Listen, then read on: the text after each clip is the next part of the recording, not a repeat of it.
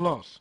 Hadi Jonga, a law student of the University of the Gambia, described the trip as a rewarding one and thanked the people of Jeddah for their hospitality and willingness to share with them some of their customary practices. When we arrived yesterday, honestly, we were surprised. We were shocked at the hospitality. We could not imagine that people who are living in this area would just treat us so nicely, and we really appreciate it. For the bull, the goat, everything, the rooms, it's just beyond our imagination. Words cannot express how we feel, and we think we are going to do our part as well. Regarding the reason why we came here, we came to look at how Sarahulis live, their culture, their norms, their values, and we hope we will be able to send this message across, spread the word and show the world how you people have nurtured your culture and still have it with you wherever you live. We should attach appreciation to who we are as black people, as Africans, as Wolof, as Mandinkas, as Sarahulis, as whoever we are. And then I believe that way the rest of the world will respect us. The Sarahulis-speaking people of Jeddah, under the headship of Alhaji Chondi Toure, offer the UTG young researchers a big bull and a comfortable accommodation. This gesture confirms the basis of pre-colonial harmony among diverse population of Greater Senegambia. Buba SMCC, Grts. Selim Bai, a resident of Bruceby, is under police custody for alleged impersonation of public health workers. The Bruceby native allegedly used the scheme to collect money by false pretense from petty traders and shopkeepers. Samuel Barr attended the police briefing and he tells us more. Sunchu Balia was accused of impersonating members of the Operation Bulldozer. Last Thursday, it was Selim Bai caught on a similar act. The accused resident in Brusubi is said to have paraded the streets of Tabokoro and Sunchu Balia, collecting substantial amounts of money from petty traders and shopkeepers in the name of public health workers. The young man is currently under police custody, helping them in their investigations. We are here today to bring to the public awareness of unscrupulous acts that are going on in the society that they should be aware of. A lot of people are going around impersonating people and obtaining money by false pretenses. And today we have here a very common case that we want to bring to the knowledge of the general public. One Seni Gay, a resident of Bruceby, had gone around the areas of Tabokoto and Wellingera and going around posing himself to be a medical and health officer, going into shops and vendors and asking them whether they have paid for the medical and health certificate. The police PRO ASP David Kujavi said that the police for now cannot ascertain how much money the alleged impostor has collected. But what is evident is that he has piles of fresh food receipts that he presents to petty traders and shopkeepers in return for money, adding that the ones they have had expired. He would collect $100 from each of them, telling them that whatever paper they have had previously had expired. This is a very serious thing, and he had done it to several people who have, unfortunately for us, have been able to find him out and then brought him here. To how many people he has done this, we really don't know. He must have been going on. But what is quite evident is that he is in the first place not a medical and health officer, and in fact he has no right whatever to be going around the subs asking for these things. Usman Jallo, Ibrahima Jallo, Swaibu Jallo and Ekwa EP Besiani, all shopkeepers in the same area, are among some of the victims of the unscrupulous activity by the alleged impersonator. Usman told me that Seni visited his shop some time ago and requested for public health certificates. After presenting them to him, the suspect argued that they were expired and demanded for some money in return for new receipts. That is not the process it normally takes. What he has done is he has found somewhere a fresh food certificate which he would use and come over to. He has photographed several of them. All of these were found on him. Okay? He would go into a shop, ask for their certificate. He would say that, okay, it's expired, and then he would say that you should pay $100 and he would issue you with one of these.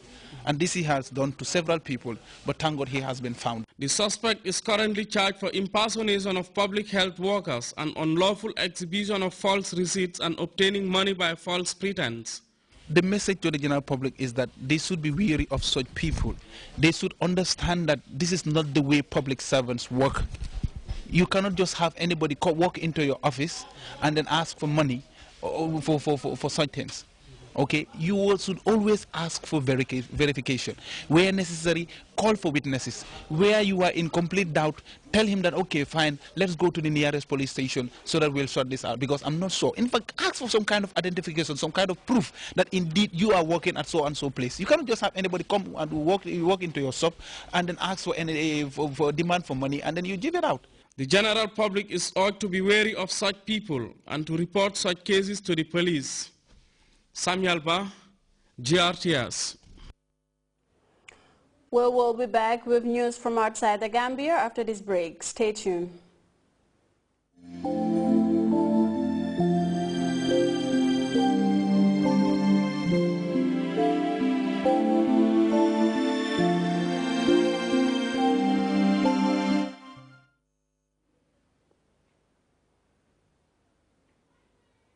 Welcome back.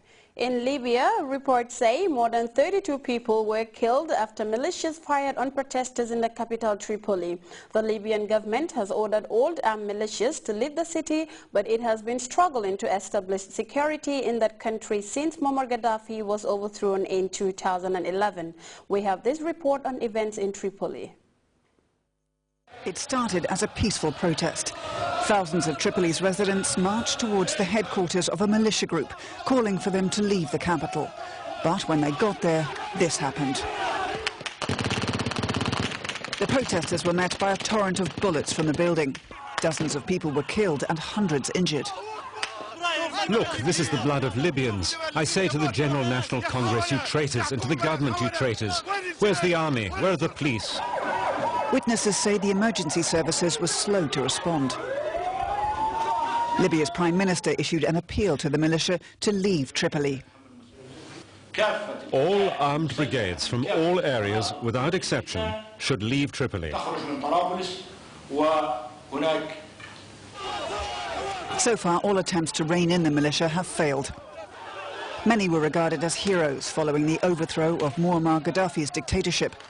But Libya's population has been suffering as the power of rival militias has grown.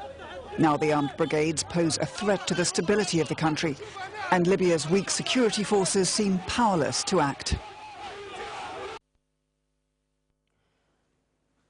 And before we take leave of you, a quick reminder of the day's top stories. Kanilai Farms manager Major Sidi Balde has ramped up efforts to expand farm activities in notoriously difficult areas. Law students of the University of the Gambia have embarked on a study tour to explore family and customary land law among the Serhule-speaking people in Jeddah.